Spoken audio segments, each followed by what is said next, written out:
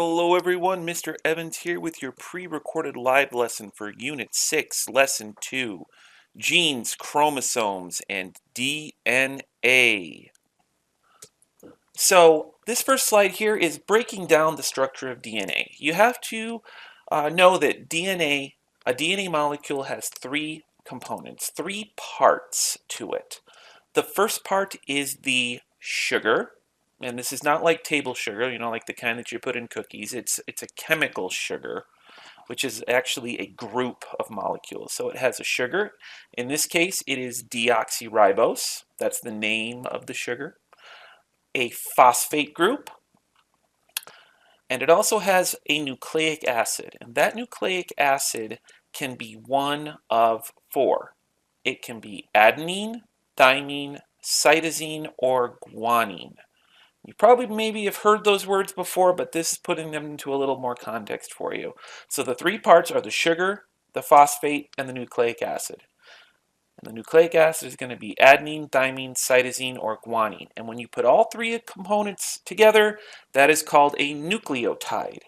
And nucleotides join together to form a DNA helix. An entire DNA molecule is a bunch of nucleotides joined together.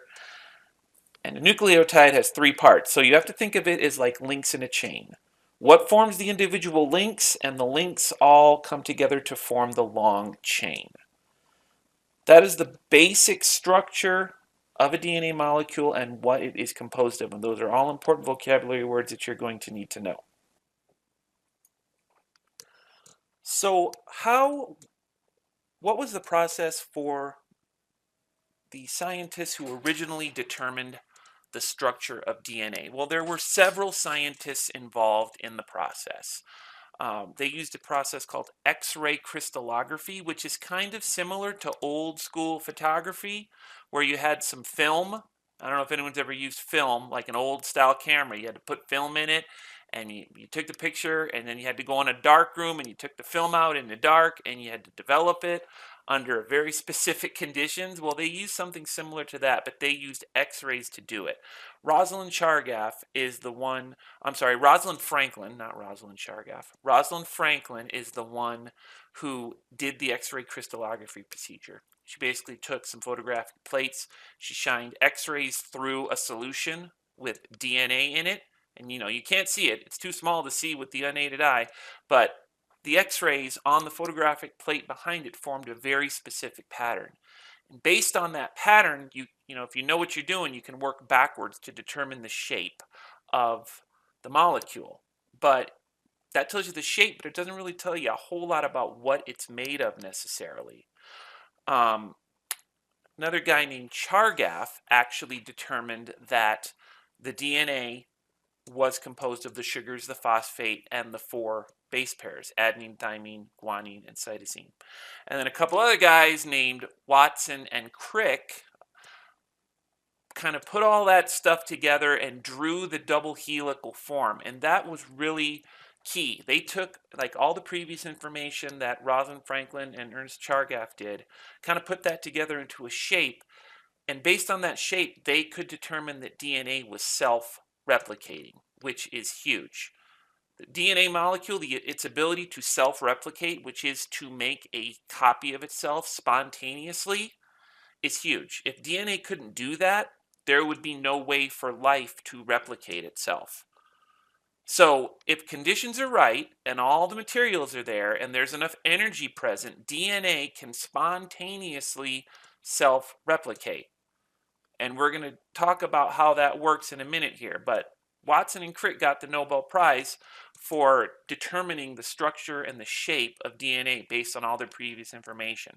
But Irwin Chargaff and Rosalind Franklin and a bunch of other people contributed to all that. So that's the quick history lesson on the structure of DNA and how it was discovered. So given all that, now what? What do we do with this information? DNA is formed of two strands, and those strands are called complementary. And how you should imagine it is, imagine you have a ladder, and you cut the ladder like right down the middle, right in the middle of the rungs of the ladder, and now you have two halves of a ladder. that is similar to a DNA molecule. And one side of the ladder is going to match up perfectly with the other side of the ladder. So when you could take the two halves, and if you like turn one half upside down and try to fit it back together, it's not going to fit together just right. But if you bring it right back together in the same orientation that you cut it, it will fit right back together. So DNA is similar to that. It's complementary. So if one side of the molecule has adenine in it and the other side has thymine in it, those are complementary base pairs. They pair up. They will link together. And on the same token, if you have guanine and cytosine, they will also link together. So if you have adenine on one side of the chain, you automatically know that the complementary pair is thymine, because that is the only thing that will bond with the adenine. A and T bond together, forming the two sides of the ladder. So like here's the leg of the ladder, and these are the rungs in the ladder. Adenine bonds with thymine, guanine bonds with cytosine. So if you know one half of the ladder, you automatically know the other half. And Ernest Chargaff is the guy who figured this out. These are the molecular structures of these molecules. You do not have to memorize these. You don't have to be able to draw them out on command. But just kind of notice how, here's thymine, here's adenine. You have these bonds right here, and we'll learn about chemical bonds and how those work a little bit later. But all you need to know is that right here, this is a bond between thymine and adenine. It has 2 bonds. This is the bond between cytosine and guanine. It has 3 bonds. So which 2 base pairs do you think might stick together a little bit more strongly? Well, cytosine and guanine, they have 3 bonds. Adenine and thymine only have 2. So this base pair actually sticks together a little bit more strongly than this one. And people can also use that to determine structure too. If a DNA strand is a little bit easier to pull apart, maybe it has a little bit more adenine and thymine base pairs in it. That's kind of a lab technique that people used to use. It's not really necessary to do that anymore. There's other ways, but it's something that they used to do. These are held together by hydrogen bonds. We'll learn about those later as well. These are called hydrogen bonds that stick these molecules together. So that is what joins this together, hydrogen bonds right here between the base pairs. And these bonds right here are covalent bonds. These are much stronger. Okay, a DNA molecule is relatively easy to pull apart, like pulling it apart, like breaking these bonds right here, because these bonds are kind of weak, and that will be important for how it replicates later. These are actually much harder to break. The side of the ladder is much harder to break than the middle, if that makes sense. So that is the basic structure of DNA and how the bases align and work together. So how can we use that information? Chargaff's rule, Erwin Chargaff, the guy who worked out the chemistry of DNA. Well, we can use that. So let's say that you know how much adenine is in a DNA molecule. You automatically know how much of the other 3 base pairs are in there as well. So if you know that a section of DNA is 20% adenine, you automatically know that it's also about 20% thymine, because thymine only bonds with adenine. You're going to hear those words a lot. So if you know something's 20% adenine, you also know it's 20% thymine, because those 2 bases bond together. So now that accounts for 40%, and if the total percentage of anything is 100, that means 60% is unaccounted for. So 60% is a combination of cytosine and guanine. Well, you know that cytosine always bonds with guanine and vice versa, so if you have 60% left, you have to kind of split that down the middle. 30% of it is cytosine, 30% of it is guanine. So if you know something is 20% adenine, you automatically know it's 20% thymine. That's a total of 40. You got 60% left over. Split that down the middle. 30% is cytosine, 30% is guanine. Total is 100. You know the components of that particular strand of DNA just by knowing one base pair. Kind of cool. And there is a problem on the test, I think, pretty sure, there used to be, that has you work out Chargaff's rule. So that's a pretty cool little rule that was developed by Erwin Chargaff. Okay, so on this slide, we're going to zoom out just a little bit. On the first slide, we kind of got right down into the middle of the DNA strand. We're going to zoom out just a little bit. This is still pretty microscopic, but at least you can see this part of the DNA under a microscope. So right here, some of you might recognize this guy right here from Jurassic Park. DNA sorts itself into chromosomes. What it does is, because a DNA strand is billions and billions of base pairs long, it is just these long chains, and the entire thing has to fit inside a single cell. And cells are small. So how could you possibly fit such a long strand of DNA into such a small space? Well, what do you do when you have an extension cord? And it's like a really long extension cord and you want to store it. You coil it up. You coil it up really, really tightly. And the tighter you coil it, the less space it will take up. DNA does the same thing to itself. DNA coils really, really, really tightly. Super tightly. Like tighter than anything you can even imagine. So it winds itself up into these tightly packed groups, and the entirety of that group is called a chromosome. This picture right here is a karyotype. This is not what it looks like in real life under a microscope. This is very nicely arranged for your inspection. But a human has 22 pairs of autosomes and 1 pair of sex chromosomes. The autosomes, every single person has these 22 autosomes, and if you are female, you have 2 X's, and if you're male, you have an XY. So, everyone shares these. These will differ between individuals. These chromosomes can be arranged into an image called a karyotype.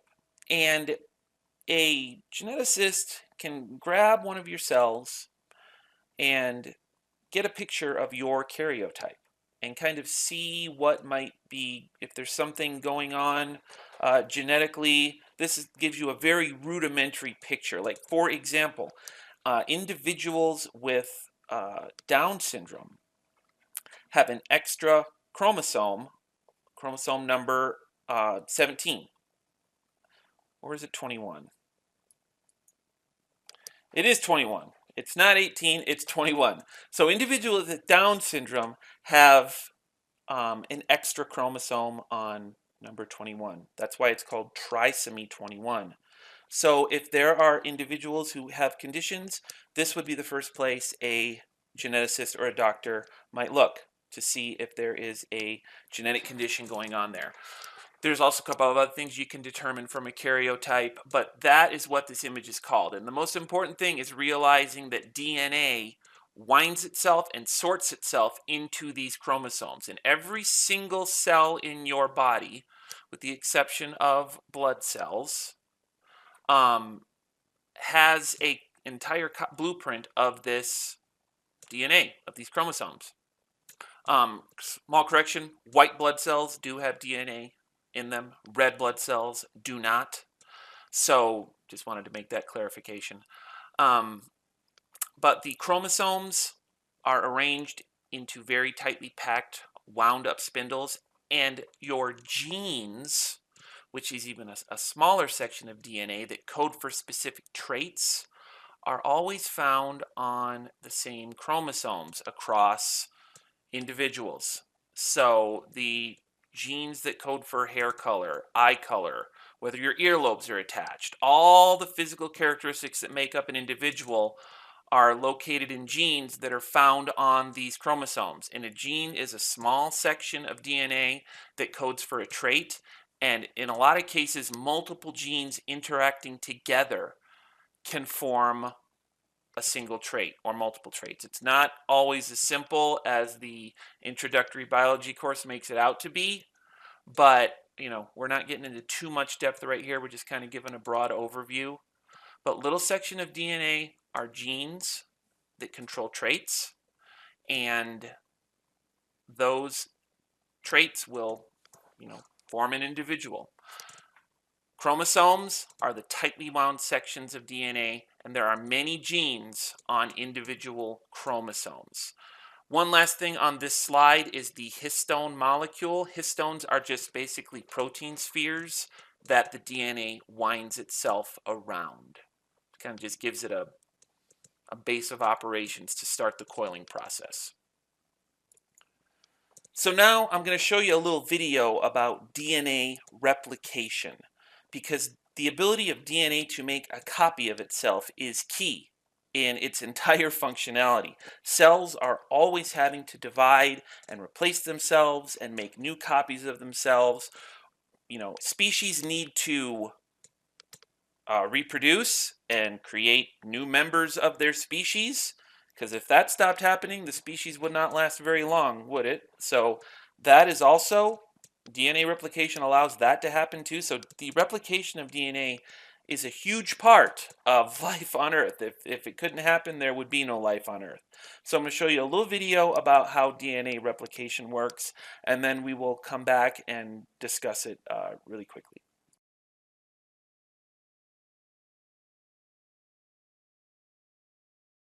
DNA is a molecule made up of two strands, twisted around each other in a double helix shape. Each strand is made up of a sequence of 4 chemical bases, represented by the letters A, C, G, and T. The two strands are complementary. This means that wherever there's a T in one strand, there will be an A in the opposite strand, and wherever there's a C, there will be a G in the other strand. Each strand has a 5' end and a 3' end. The two strands run in opposite directions. This determines how each strand of DNA is replicated. The first step in DNA replication is to separate the two strands. This unzipping is done by an enzyme called helicase and results in the formation of a replication fork. The separated strands each provide a template for creating a new strand of DNA. An enzyme called primase starts the process. This enzyme makes a small piece of RNA called a primer. This marks the starting point for the construction of the new strand of DNA. An enzyme called DNA polymerase binds to the primer and will make the new strand of DNA. DNA polymerase can only add DNA bases in one direction, from the 5' end to the 3' end. One of the new strands of DNA, the leading strand, is made continuously, the DNA polymerase adding bases one by one in the 5' to 3' direction.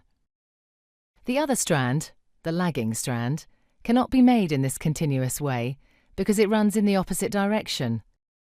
The DNA polymerase can therefore only make this strand in a series of small chunks called Okazaki fragments.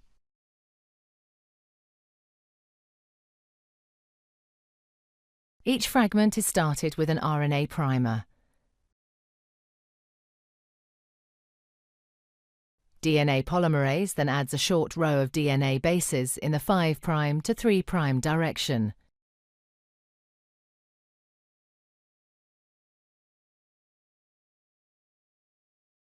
The next primer is then added further down the lagging strand.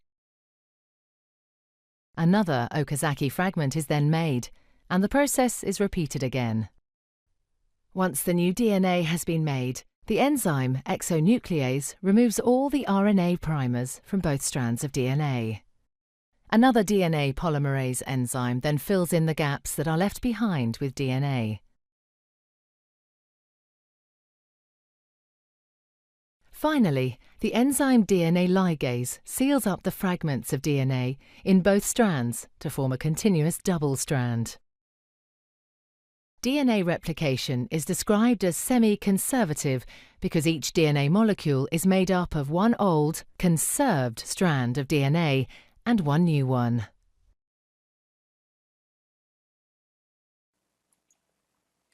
Okay, so if you need to go back and watch that video a couple more times, that is totally okay. There are a lot of technical sounding words in there, but you do not need to memorize all of them. You just need to remember a couple of the key phrases in there and a couple of the key words for our purposes here. And the two you need to remember are DNA polymerase and helicase. Those are the two ones that we're going to focus on for our purposes here. So here we have an image of the DNA.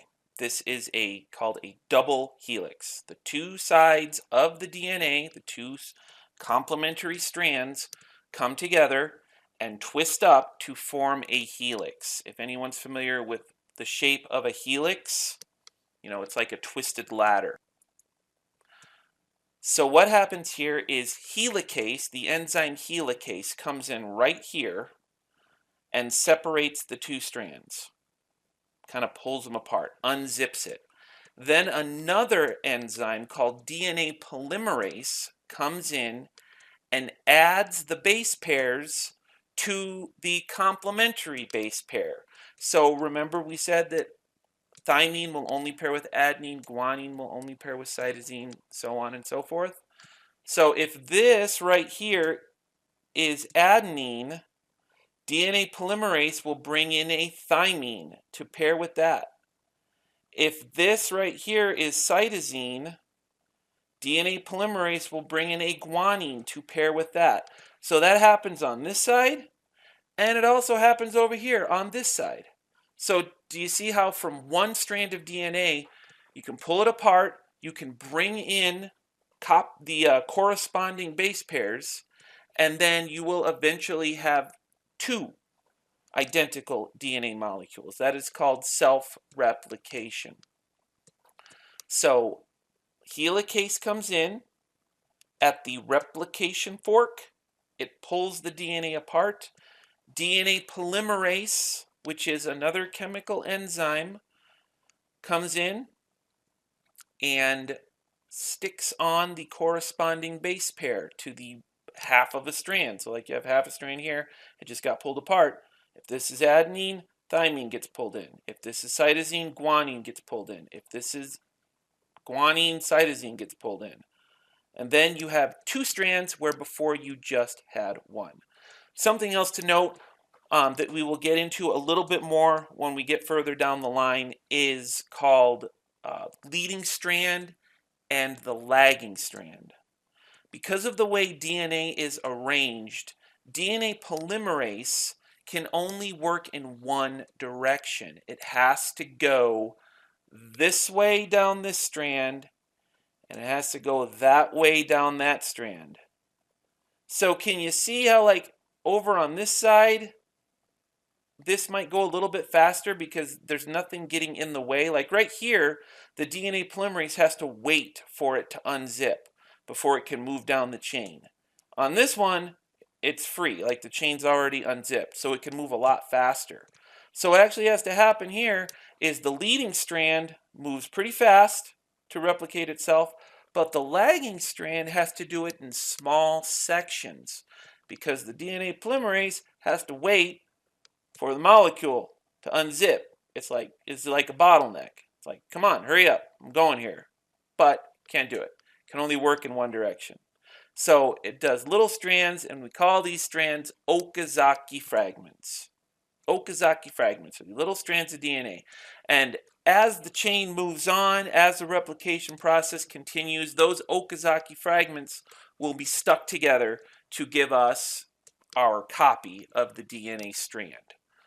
So we have our leading strand and we have our lagging strand. And we'll talk about that again a little bit more in the actual live lesson. When we get to our actual live lesson, we are going to talk about this a little bit more. This pre-recorded live lesson is just kind of a primer, just to get your feet wet.